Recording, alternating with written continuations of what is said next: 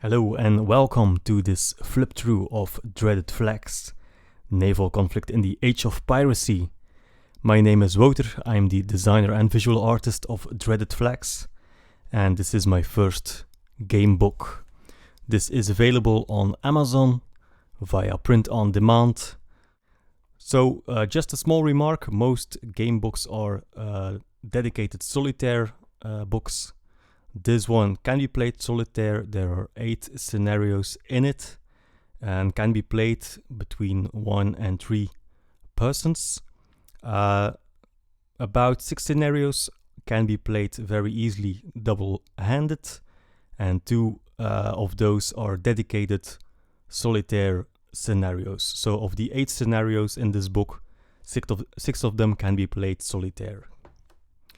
That being said, let's take a look at Dreaded Flags, what's inside the box, or what's inside this book actually. So think of this as a boxed game, but with all the components and everything you need to play the game inside this book. So this is the cover. This watermark will not be on your book, of course. This is my proof copy. Let's take a look at the back side. Here we have a number of ship counters. Here is the wind vane, and there's a bit of terrain as well on the counter sheet. Some useful markers that you can use, that you help in gameplay, and some coins that you need for a special scenario. There are a number of ship markers. There are also a smaller type. Most of the scenarios are played on the larger default map. There are also 2 smaller maps inside, and for those you need the smaller ship markers. But if you don't want to play with the markers, that's no problem. You can play this game actually with your miniatures as well. That's the question I got a lot from people, if you can play this with miniatures. And yes, you can definitely do that. These are printed on the thicker cardstock. Alright, now for the book.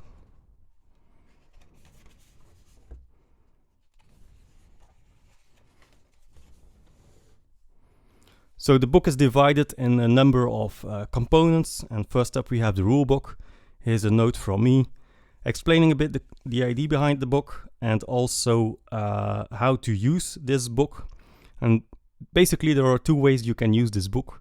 Either you leave the book as you bought it and you print all the components yourself via the link in the Boardgamegeek file section. There you find all the same maps and the same counters, and also a copy of the ship's logs. And basically that's the way you leave the book intact. You have the book next to you while you play with your own printed components. The other way is that you carefully cut away the spine from this book, and then you can bind the scenario book and the rule book into a single book, and cut out the different other components, like the map that I will show you in a minute. So the same instructions you find over here. So this is the rule book. And here's the table of contents of the rulebook. The rulebook is about 12 or 15 pages long, something like that. Here's a note about the rule styling. And we kick off the rulebook with a look at some of the important key concepts. So there's the ship's log, the working of wind attitude and the weather. And this is very important, how to set up a game, the things you need to set up a game. So as you can see in small here, you will have a map, you have the ship counters, you have the ship logs. You also have the scenario that you're playing, and there are some instructions how to set up each scenario. This is the sequence of play. And then we have the core of the rules, starting with the first phase, the planning phase. I will go over this in a next video, where we will do a playthrough of the game in which I will discuss the rules in more detail. movement phase, combat phase,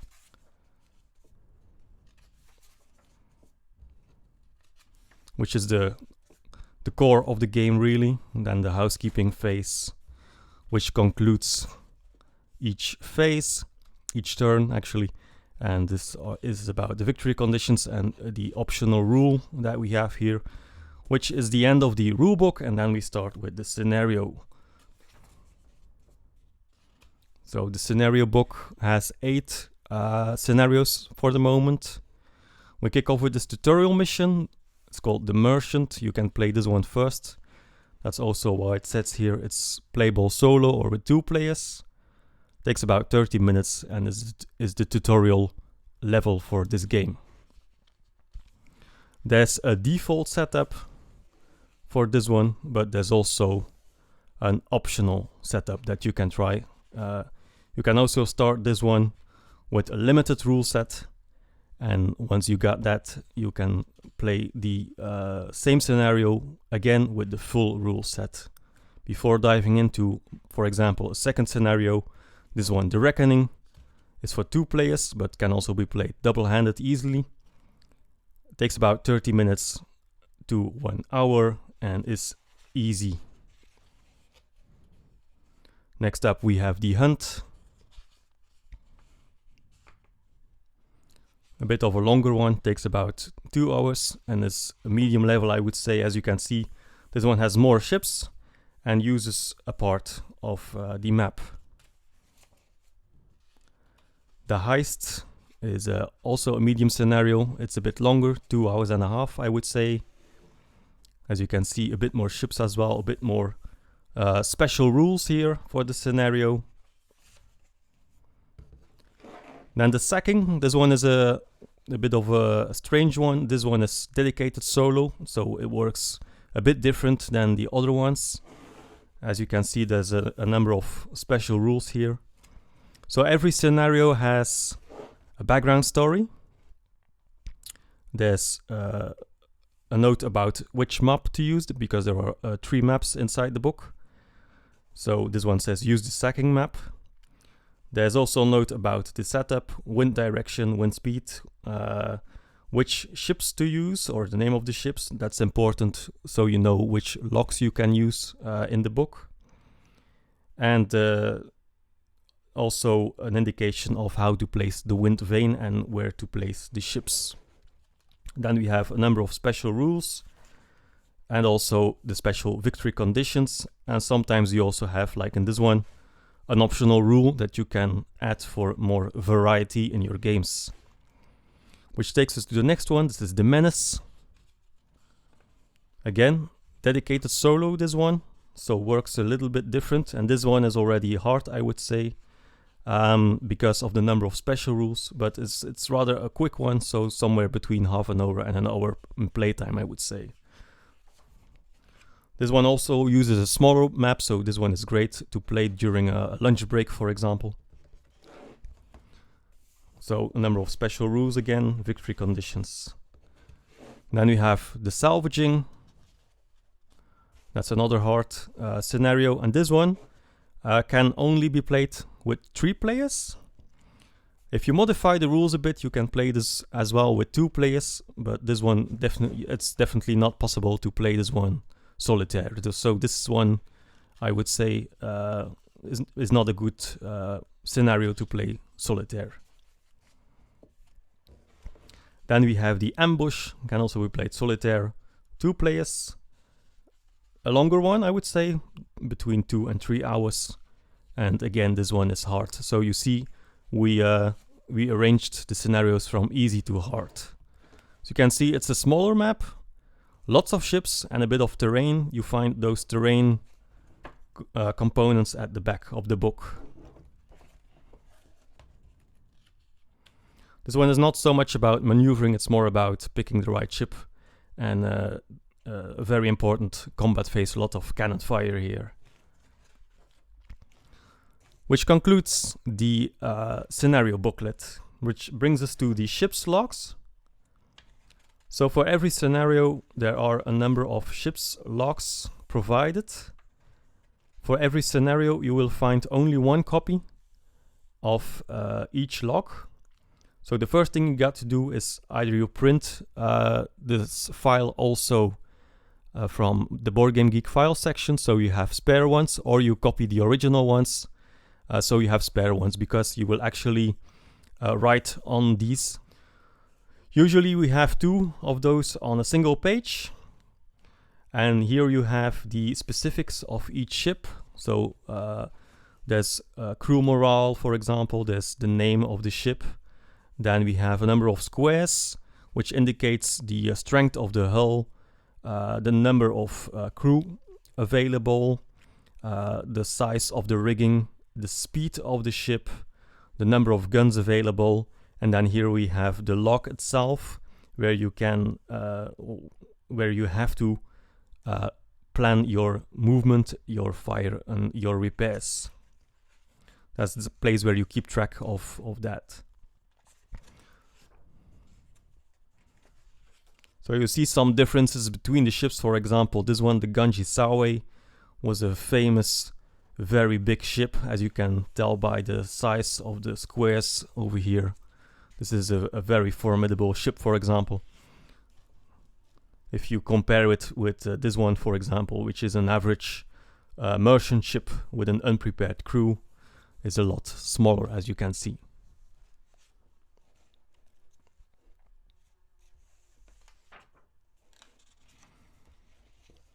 Some of these logs also have some special things noted on them. For example, here we have special ammunition on board of the Beersheba, which is a number of chain shot rounds. There's also a place for gold, because in this scenario, it's a 3 player scenario, this one, the salvaging. You have to dive for gold.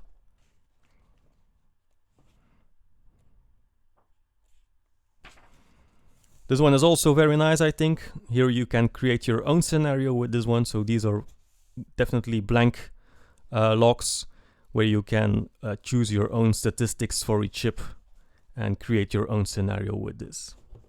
So there's a ton of replayability, as you can see. 8 scenarios. You can play it solitaire, or you can play it with friends. You can pick your own side. You can create your own scenario or play with the optional rules. Now let's take a look at the maps. So first, some instructions on how to assemble these maps. It's very, very easy.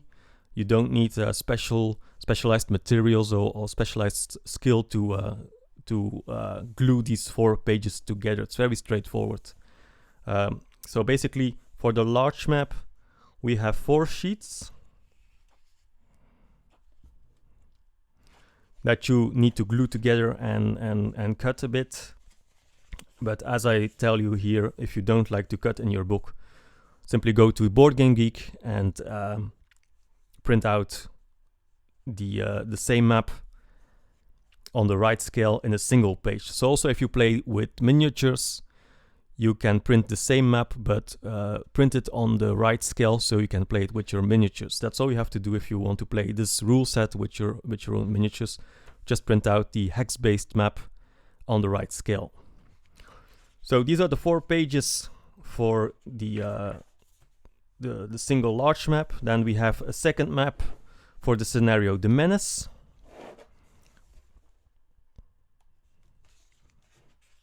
So these are 2 pages. And then we have the map for the Sacking. Also 2 pages. So these are smaller maps. Like I said, this is great to play during a lunch break or as a quick filler game. And these are fully solitaire. This takes us to the charts. As you can see here, I ask you not to show these charts, and as they are really the core of the game. So I just flip quickly through them. As you can see, the charts as you would expect from them. And at the last page, we have an overview of the logs that you can, of the notation you can use on the logs. So this concludes our flip through of Dreaded Flags. It's available on Amazon worldwide. No matter where you are, you can order this. If you're interested in naval conflict or you're interested in war games, game books, or just the history of piracy, for example. I hope you enjoyed it. My name is Wouter. Thank you very much for your attention.